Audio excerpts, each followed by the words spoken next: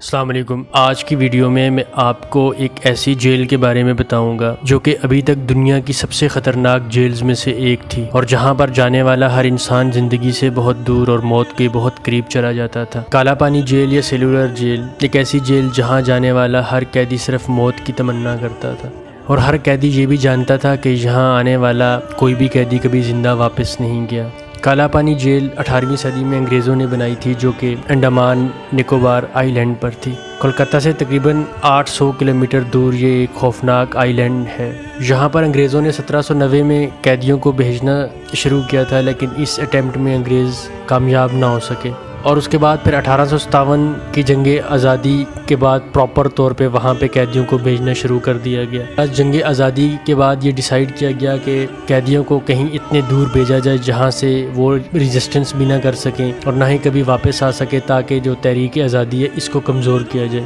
اور اس مقصد کو کامیاب بنانے کے لیے انگریزوں نے انڈمان نکوبار کا انتخاب کیا، کیونکہ یہ ایک آئی لینڈ تھا اور یہ ایک تو خشکی سے بہت دور تھا، اور یہاں پہ جانے والا کوئی بھی شخص کبھی واپس بھی نہیں آ سکتا تھا۔ انگریز اس چیز کو جانتے تھے، اور ان سب چیزوں کو دیکھتے ہوئے انگریزوں نے یہ ڈیسائیڈ کیا۔ یہ آئی لینڈ کیچڑ سے بھرے ہوئے ہوتے تھے، یہاں بہت ڈینجرس سنیکس، اسکارپینز اور اس کے علاوہ لیزرڈز ہوتی تھیں، اور اس کے علاوہ بہت زہریلے کیڑے بھی ہوتے تھے۔ سب سے پہلے مارچ 1858 کو بنگال سے قیدیوں کا ایک قافلہ یہاں پہنچا، اور پھر اس کے بعد 1858 میں کراچی سے تقریباً 800 پریزنرز کو لے کر ایک جہاز یہاں پہنچا، اور اس کے بعد یہ سلسلہ جاری ہو گیا۔ 1858 میں یہ ایک ایسی جیل تھی جس کا کوئی روم تھا، اور نہ ہی یہ کوئی بلڈنگ تھی، نہ ہی کوئی در و دیوار تھا۔ قیدیوں کو لے جا کر اس جزیرے پر چھوڑ دیا جاتا تھا، بالکل کھلے آسمان کے نیچے، اور ہر طرف خوفناک سمندر ہوا کرتا تھا۔ ہر قیدی آزاد تھا، لیکن اس کی آزادی صرف اس سمندر کے کنارے تک محدود تھی، اور اوپر صرف آسمان تھا، اور درخت اتنے گھنے تھے کہ آسمان بھی نظر نہیں آتا تھا، اور اتنا گھنا جنگل تھا کہ سورج کی روشنی نیچے زمین تک بھی نہیں آتی تھی، اور ہر طرف زہریلے کیڑے، سانپ اور بچھو نظر آتے تھے۔ جنگ آزادی کو دیکھنے اور جنگ آزادی کے اوپر لکھنے والے رائٹرز کہتے ہیں کہ انڈمان جیل نہیں بلکہ قربان گاہ تھی، جہاں لاکھوں انسانوں کو انتہائی بے دردی کے ساتھ قتل کر دیا گیا۔ اس میں ہزاروں مسلم، ہندو اور سکھ تھے جو جنگ آزادی کی تحریک میں شامل تھے۔ قیدیوں کو جھونپڑیوں میں رکھا جاتا تھا، نہ ہی کوئی فرش تھا اور نہ ہی زندگی گزارنے کا کوئی اور سامان تھا۔ جھونپڑیوں کا یہ حال تھا کہ بارش کے دوران اندر اور باہر ایک جیسے ہوتے تھے۔ سارا دن قید بمشقت کی وجہ سے انتہائی محنت کروائی جاتی تھی۔ ظلم و تشدد کا شکار رہنا اور پھر مسلسل موت کے لیے زندہ رہنا ہی قیدیوں کی قسمت تھی، جس کی وجہ سے ہر قیدی موت کی ہی تمنا کرتا تھا، کیونکہ وہ جانتا تھا کہ ان تکلیفوں اور مصائب سے نجات کا ایک ہی ذریعہ ہے، اور وہ صرف موت ہے۔ علامہ فضل حق خیر آبادی 1857 کی جنگ آزادی میں انگریزوں کے خلاف جامع مسجد دہلی کے اندر ایک فتویٰ دیا، اور اس کے بعد 1959 کو علامہ فضل حق کو سزا سنائی گئی، اور ان کو کالا پانی جیل بھیج دیا گیا،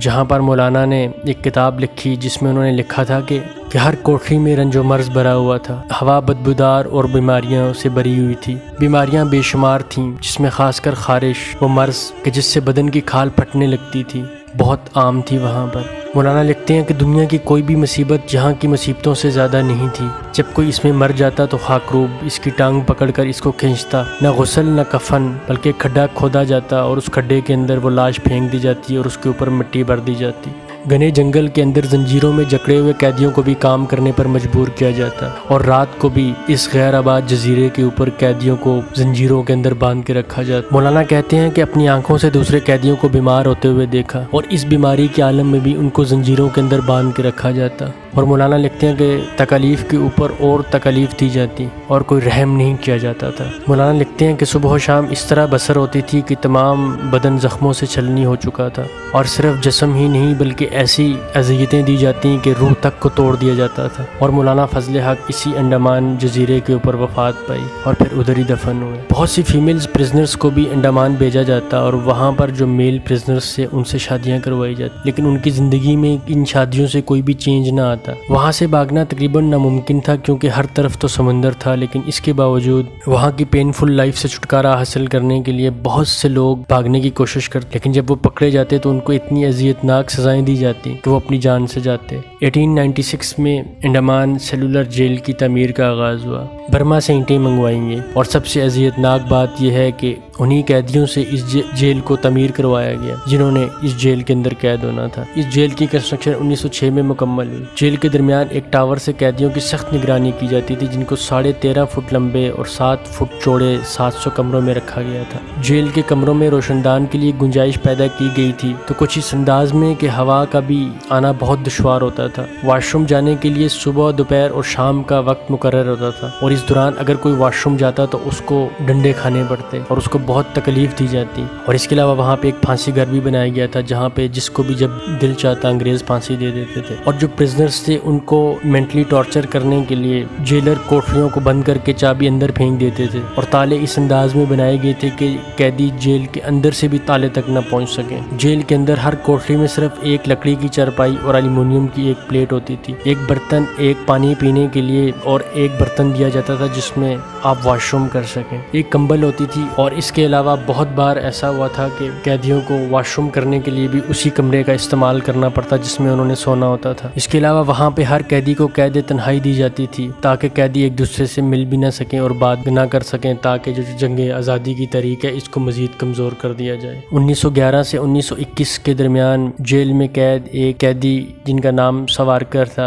انہوں نے اپنی ایک کتاب میں لکھا تھا کہ قیدی ایک دوسرے سے ایسے الگ رکھے جاتے تھے کہ سوارکر لکھتے ہیں کہ ان کو خود 3 سال بعد پتہ چلا کہ ان کے بڑے بھائی بھی اسی جیل کے اندر قید ہیں۔ اس جیل کے اندر سب کانٹیننٹ سے، بہت سے شہروں سے، بہت سے اسٹیٹ سے بہت سے قیدیوں کو لایا جاتا تھا، اور ان کو بہت سخت اور بہت اذیت ناک سزائیں دی جاتی تھی۔ یہاں کا جو سب سے بڑا جیلر تھا اس کا نام تھا ڈیوڈ بیری، اور ڈیوڈ بیری کو نئے نئے انداز میں سزا دینے کا ماہر مانا جاتا تھا۔ ڈیوڈ بیری کا کہنا تھا کہ ان کی قسمت میں یہ لکھا ہے کہ وہ اپنی ملکہ برطانیہ کے دشمنوں کو بجائے پھانسی دینے کے یا گولی مارنے کے ایسا تشدد اور ایسی اذیت دیں، اور یہ تشدد اور اذیت دے دے کر ہی ان کو ختم کر دیں، اور اس میں چکی پیسنا، تیل نکالنا، پتھر توڑنا، لکڑی کاٹنا، اور ایک ہفتے تک ہتھکڑیوں کے اندر رکھنا، اور پھر کئی ہفتوں تک کھانا پینا نہ دینا شامل تھے۔ اور اس کے علاوہ یہ بھی بتایا جاتا ہے کہ وہاں پر جو قیدی مر جاتے تو ان کی لاشوں کو اٹھا کے سمندر میں پھینک دیا جاتا تھا، یا پھر ادھر جزیرے کے اوپر ہی پھینک دیا جاتا تھا جہاں پر جانور اور کیڑے مکوڑے ان کی لاشوں کو کھا جاتے تھے۔ جاپان نے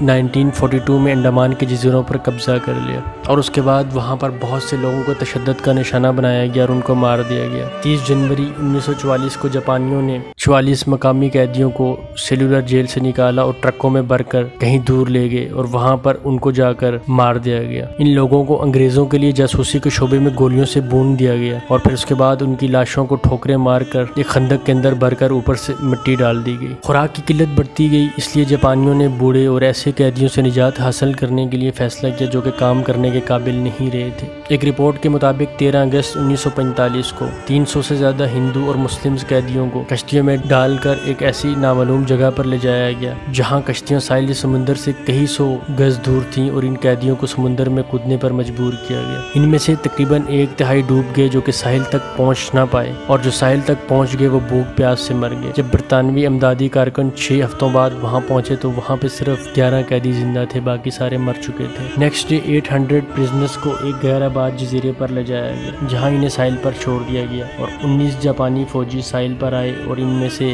ہر ایک کو گولی مار دی گئی، جو بعد میں فوجی دستے نے تمام لاشوں کو جلا دیا۔ ایک رپورٹ کے مطابق تقریباً 80,000 مسلمان، ہندو اور سکھوں کو سزا کے طور پر انڈمان بھیجا گیا، اور تحریک آزادی کی اکثریت میں بنگال، پنجاب، مہاراشٹر سے تھی، اور وہاں پر ان کی زندگیوں کو ختم کر دیا گیا۔ 1957 میں جنگ آزادی کی یاد میں انڈیا اور پاکستان میں 100 سالہ تقریبات ہوئیں۔ اس موقع پر ساحر لدھیانوی نے کہا کہ برطانیہ کو جنگ آزادی کے قتل عام ہونے پر نہ صحیح لیکن کالے پانی کے مظالم پر سب کانٹیننٹ کے لوگوں سے ضرور معافی مانگنی چاہیے۔